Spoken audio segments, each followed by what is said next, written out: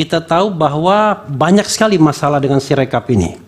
Ada temuan misalnya 154.541 perbedaan waktu pemindaian misalnya.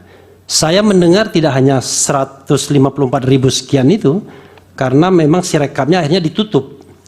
Ada yang mengatakan sampai 400.000 kali dan lain sebagainya untuk menggambarkan kacaunya Sirekap.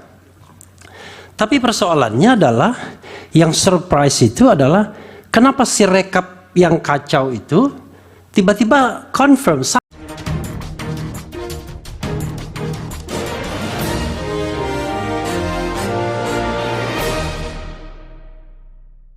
Assalamualaikum warahmatullahi wabarakatuh.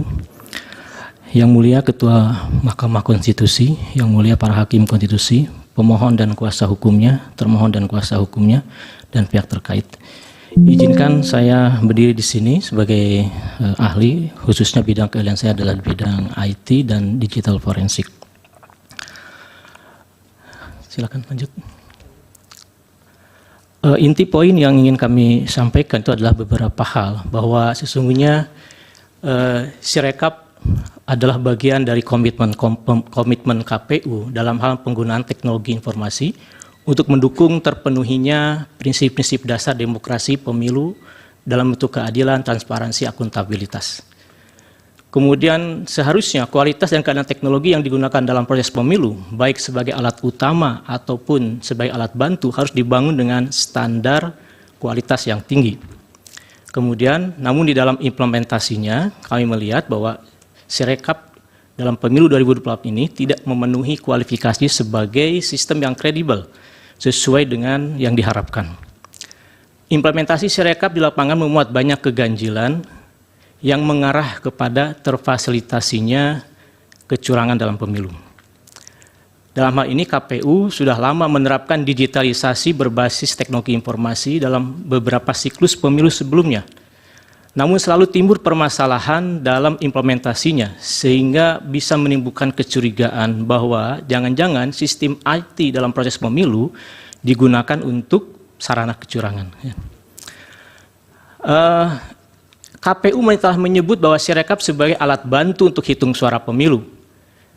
Tapi dalam persepsi teknologi informasi, sistem informasi, Sirekap seharusnya menjadi alat utama untuk validasi dokumen sebagaimana telah diimplementasikan oleh banyak negara. Penggunaan Sirekap adalah langkah utama untuk menjaga integritas pemilu, juga untuk mempercepat verifikasi dokumen dan memudahkan akses terhadap data.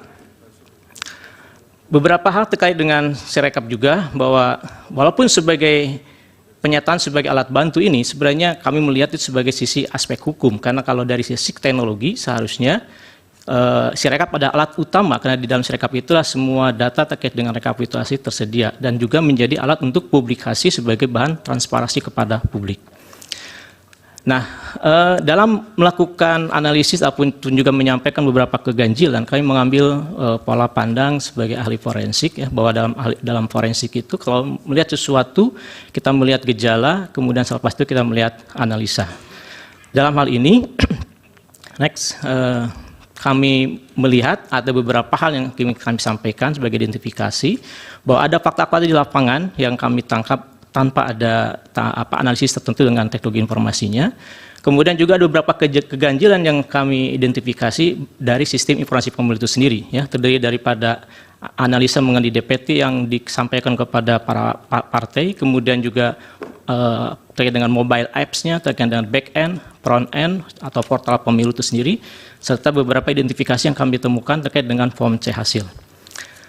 Nah, salah satu fakta di lapangan itu adalah banyaknya masukan, kemudian juga laporan dari masyarakat terkait dengan berbagai macam keganjilan, kejanggalan implementasi Sirekap, ya, dari mulai kesalahan hitung, angka yang tidak akurat, ya, kemudian penjumlahan dan berbagai hal terkait dengan fakta di lapangan.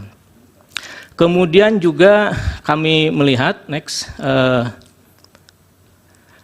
tampilan Sirekap itu sendiri, ya. Jadi kalau dalam catatan kami berdasarkan web arsip, pertama kali tampilan data Sirekap itu adalah pada hari pencoblosan itu 14 Februari jam 18.30.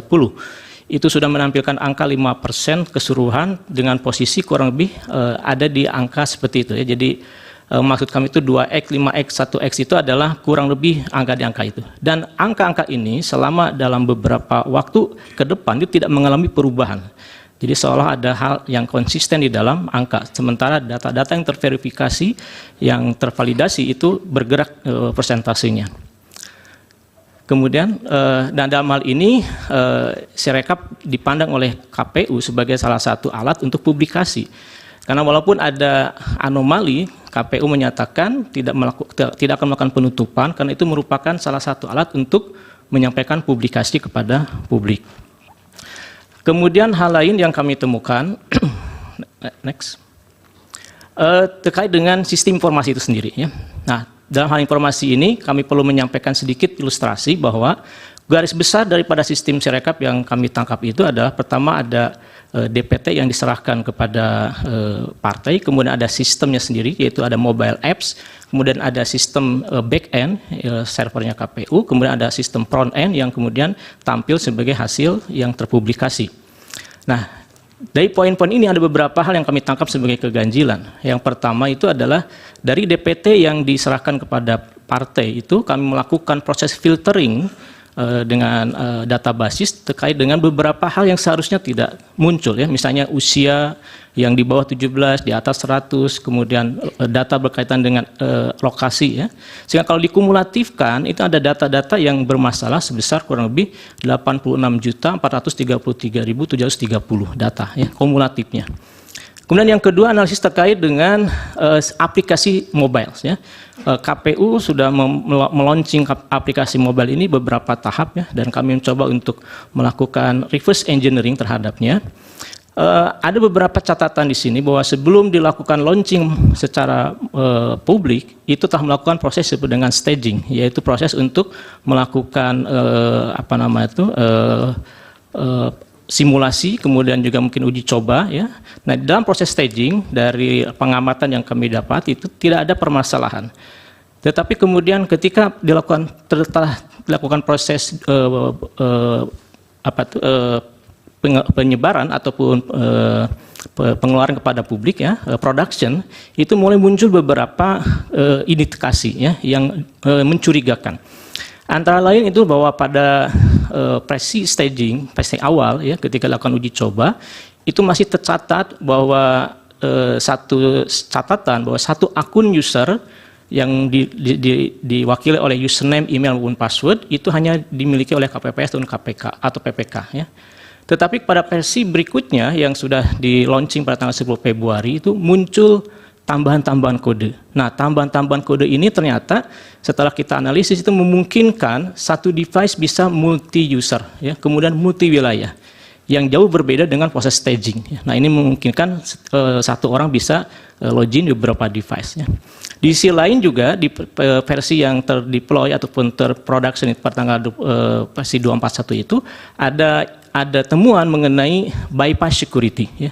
Nah, bypass security ini berdampak kepada hilangnya data integritas dari file yang diunggah.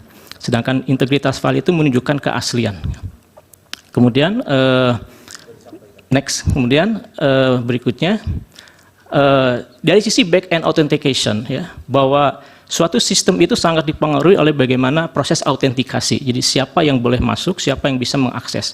Nah, kami menemukan satu keganjilan dalam hal ini bahwa ternyata sistem yang dibangun itu menggunakan tools yang kualitasnya itu adalah lower class open source, ya, dan memiliki banyak kerentanan. Ya. Tidak selayaknya sebuah sistem yang dibangun untuk kepentingan yang besar ini menggunakan sebuah tool untuk kepentingan autentikasi yang kelasnya itu adalah lower class open source. Ya.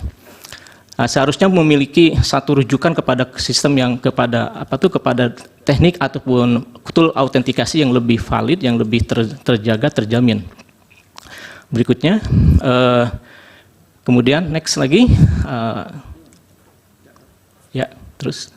Nah, kemudian dari catatan ini sekarang ada, jadi harusnya salah satu acuan itu ada kepada data dari Gartner, ya, data yang sudah menjadi rujukan dari semua pengembang sistem informasi mengenai autentikasi ini. Ya.